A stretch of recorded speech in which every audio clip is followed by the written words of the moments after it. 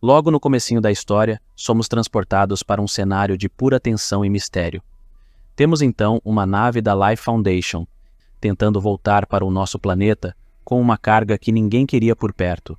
Uns espécimes que, só de ouvir falar, já dão arrepios. Num instante, a nave tem que fazer um pouso que ninguém queria fazer, um pouso forçado, daqueles de tirar o fôlego. Logo após esse pouso de arrepiar, uma equipe de busca e resgate não perde tempo e corre até o local do pouso. Imagina a cena, eles lá, abaixando tubos e mais tubos.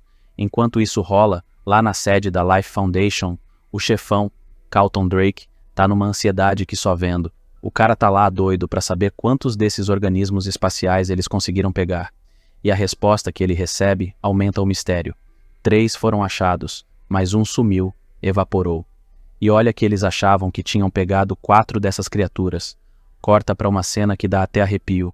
Um astronauta, que por um milagre sobreviveu, é atendido por uma oficial.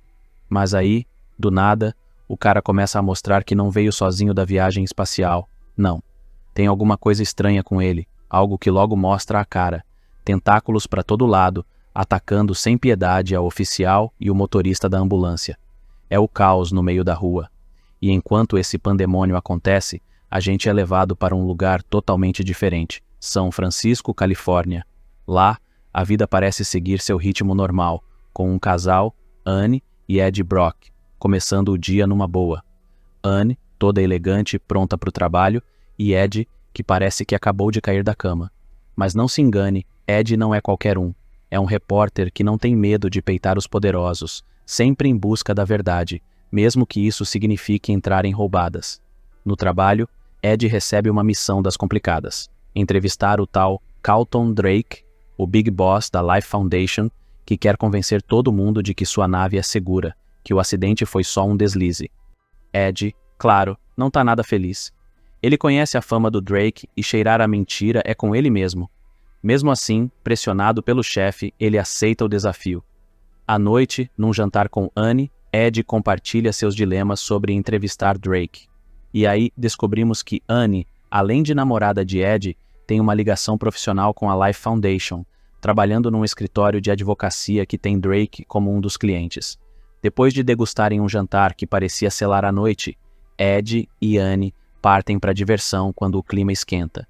Então, no meio da madrugada, o Ed não está conseguindo dormir. Vai para a cozinha e aí ele dá de cara com o laptop da Anne aberto, mostrando um e-mail da Life Foundation. O cara não aguenta, né? A curiosidade bate forte e ele vai lá fuçar nos arquivos que estavam no e-mail, descobrindo um monte de coisa cabeluda sobre umas mortes nada normais lá na fundação. As vítimas eram uns voluntários e uns moradores de rua que acabaram virando cobaia e não sobreviveram para contar história.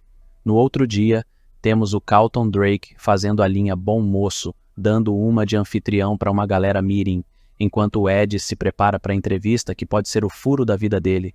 Começa tudo na paz, mas daí o Ed, que não é de deixar barato, começa a apertar o Drake sobre as tretas com os testes. O Drake pira, manda a segurança dar um chega pra lá no Ed, que fica bolado com a situação, vendo que perdeu o emprego por não conseguir ficar de boca fechada diante de um rolo desses. A Anne também se lasca por tabela. Quando ela sai do escritório carregando uma caixa, já viu, né? Demissão na certa. O clima entre ela e o Ed azeda e ela devolve o anel. Tipo, tô fora dessa. E enquanto essa novela tá rolando, a Life Foundation continua nas suas missões duvidosas, transportando os ETs para mais uns experimentinhos. Do outro lado, rola uma cena nada normal com a oficial da ambulância, mostrando que o negócio com os simbiontes é sério. 6 meses passam voando, e o Drake tá lá, fazendo uns testes em coelhos, se preparando para começar a usar humanos. Ele tá todo animadão, pensando nas possibilidades, tipo, achar a chave para a humanidade sobreviver no espaço. Ed tá tentando afogar as mágoas num bar, dando uma de bom samaritano para Maria, moradora de rua, e tentando ser o herói na loja da Sra. Shen, mas se sentindo um 0 à esquerda. De volta ao seu cantinho, ele tá lá, tentando meditar, mas só consegue ficar irritado com o barulhão. E, enquanto isso, o Drake segue no laboratório, onde ele lidera uma operação para fundir simbiontes com humanos.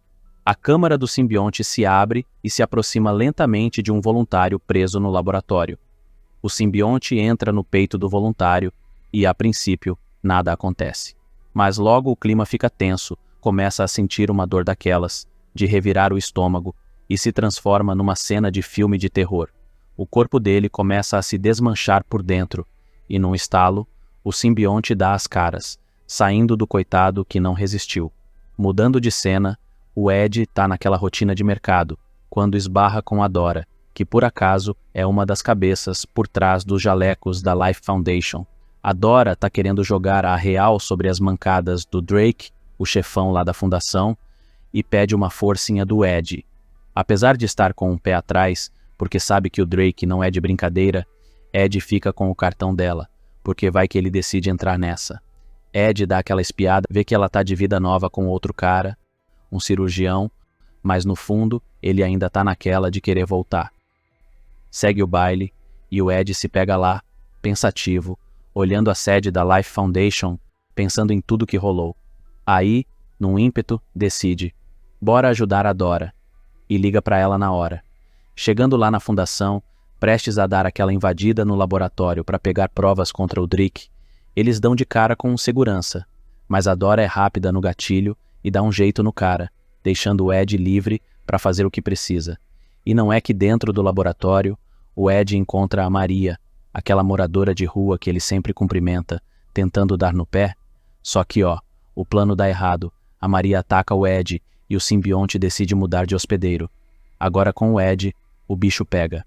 Alarme dispara, polícia na cola, mas o Ed, agora turbinado pelo simbionte, dá um baile nos tiras e some no meio da mata. Chegando em casa, o cara tá numa fome de leão, devorando o que vê pela frente, e quando se olha no espelho, não é que o rosto dele começa a mudar e ele escuta uma voz interna?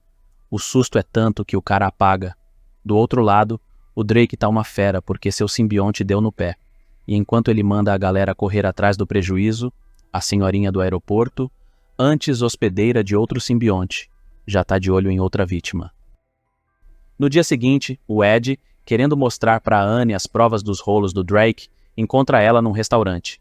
Mas o comportamento dele tá estranho pra caramba, chegando ao ponto de atacar a comida alheia e se jogar num tanque de lagostas.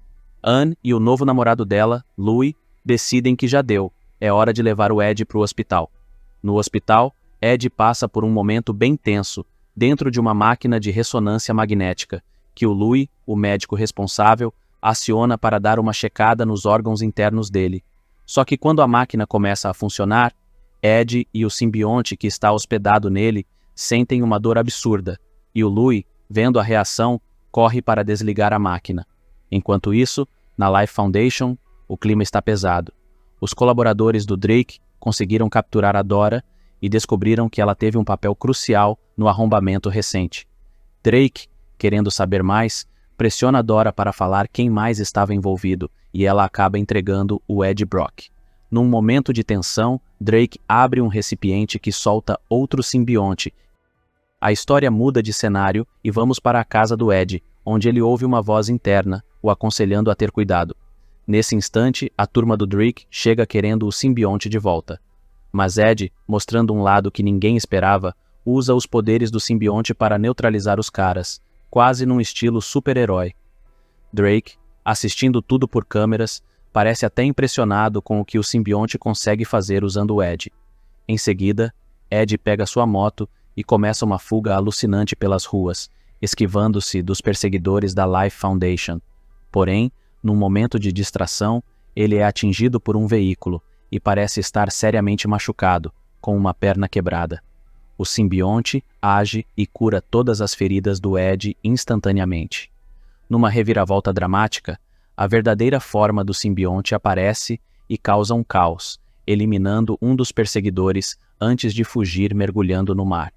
Após escapar, Ed tem um momento de introspecção com o Venom, que revela seus planos de trazer mais simbiontes para a Terra usando o foguete do Drake. Enquanto isso, uma cena paralela mostra uma criança, anteriormente anfitriã de um simbionte, no aeroporto de São Francisco. E no laboratório, Dora e outros simbiontes são encontrados sem vida, aumentando a frustração de Drake. Por fim, Ed tenta revisitar seu antigo local de trabalho, mas é barrado na entrada. Desapontado, mas não vencido, ele sai do prédio e, com a ajuda do Venom, escala o edifício até o topo. Lá em cima, o barulho de um avião afeta o Venom, causando uma situação de risco para Ed, que por pouco não cai do prédio, salvo no último instante pela intervenção do simbionte. Venom encontra um jeito de entrar na sala do chefe de Ed, um lugar onde eles deixam uma prova bombástica dos crimes do Drake. O Ed tá numa de fazer o certo, quer que seu chefe divulgue tudo para todo mundo saber. Só que, quando ele tá saindo do prédio, dá de cara com um monte de polícia já no esquema para confrontar. O Ed até tenta dar um toque para eles, mas o Venom não tá pra brincadeira e aparece, causando o maior caos entre os policiais. A Annie tá ali e vê tudo, ficando em choque. O Ed tenta dar uma explicada rápida, e a Annie, ainda tentando entender a confusão, decide levar ele para o hospital. No carro, rola uma conversa, e o Venom até solta que simpatiza com a Annie, concordando em ir para o hospital de boa. Lá, ele confidencia para o Ed que não é muito fã de barulhão e fogo, que são as coisas que podem deixá-lo na pior. Enquanto isso, no laboratório, o Drake dá de cara com uma criança que, num piscar de olhos, passa o simbionte para ele. No hospital, o Dr. Lewis dá a real pro Ed, falando que por dentro as coisas não estão legais. Mas o Venom, sempre confiante, diz que pode resolver isso. Só que, num estouro de raiva, Venom parte para cima do Lewis. A Annie vê isso e, num ato rápido, liga a máquina de ressonância, que é o calcanhar de Aquiles do Venom, fazendo com que ele se separe do Ed. Ed é tirado às pressas da sala, e enquanto Annie e o Louis tentam entender o rolo que acabou de acontecer, o Venom dá um jeitinho de escapar pelo duto de ar. Annie vê que o Venom vazou, e enquanto isso, o Venom acha um novo host, um cachorro. Ed, tentando sair do hospital, acaba sendo pego pelos militares, que estão a serviço da Life Foundation. Drake, agora com o Riot dando as cartas, quer saber onde o Venom tá, mas o Ed faz jogo duro. Já sem paciência, o Drake manda seus caras acabarem com o Ed. Levam ele para uma floresta, enquanto o Drake se prepara para lançar o foguete e trazer seus aliados simbiontes para a Terra. Mas quando tudo parece perdido pro Ed, quem aparece? A Annie, agora com o Venom, salvando o cara no último segundo. E não é que eles trocam um beijo? Nesse momento, o Venom volta pro Ed. Com o Ed e o Venom reunidos, eles têm uma nova missão: impedir o Riot e o Drake de trazerem uma invasão de simbiontes para a Terra. Ed tá meio pasmo, porque o Venom, que antes queria dominar o planeta, agora tá do lado dele, tudo por causa dessa ligação que eles criaram. Agora é correr contra o tempo para barrar os planos do Drake na Life Foundation. Venom revela para Ed que, lá de onde ele vem, não é exatamente o cara mais popular, se sente meio que um fracassado. Ele não tá afim de deixar outros simbiontes tomarem conta do pedaço aqui na Terra, quer ser o único por aqui. Enquanto isso, dentro da Life Foundation, o clima tá tenso. O Drake tá forçando a barra para lançar o foguete, e quando ele percebe que um dos seus está tentando melar o plano, o Riot, que tá hospedado nele, não perdoa e acaba com o cara. A galera que vê a cena cai fora, mas o lançamento do foguete já tá rolando. Venom e Ed, já do lado de fora, percebem que o Riot é um adversário bem mais casca-grossa, mas isso não os impede de tentar barrar o cara. Quando a treta começa perto do foguete, o Riot mostra que não tá pra brincadeira, criando armas do próprio corpo e dando um baile no Venom. Em um momento de reviravolta, o Riot consegue dominar o Ed, se fundindo com o Venom e criando um poder descomunal. Mas aí, num lance inesperado, um barulho estridente afeta o Riot, graças a uma ação esperta da Annie, que tá manuseando o som lá do controle. Isso dá uma brecha, e tanto o Ed quanto o Drake são liberados dos simbiontes. Os dois partem para briga física, e o Ed acaba levando a pior, sendo apunhalado. Riot não perde tempo e vai em direção ao foguete. E aí, tá gostando desse Big Resumo? Comente Big Filmes, pra gente saber que você realmente gostou e acompanhou até o finalzinho. Mas o Ed, já se despedindo da vida, recebe uma ajuda inesperada do Venom, que surge de um duto de ar e se junta novamente a ele.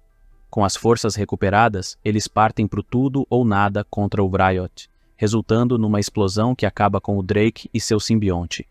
Venom, que não é fã de churrasco, se sacrifica no meio do fogo, e o Ed, agora sozinho, cai no mar. No dia seguinte, Enquanto conversa com a Annie sobre a vida e o trabalho, uma surpresa. A voz do Venom ressoa, mostrando que ele está firme e forte. Já de volta à rotina, Ed e Venom estabelecem um acordo. Só podem lanchar quem realmente merece. Numa visita à loja da Sra. Shen, eles dão de cara com um sujeito ameaçando a dona do lugar. Ed, sem hesitar, deixa o Venom cuidar do assaltante, que desaparece sem deixar rastro. E para fechar com chave de ouro, Ed vai até a prisão de San Quentin para uma entrevista. O cara que ele vai encontrar é conhecido como Red, e já adianta que, quando sair, vai rolar um verdadeiro massacre. Esse fim deixa no ar que ainda tem simbionte por aí querendo fazer história. E é assim que o filme se encerra.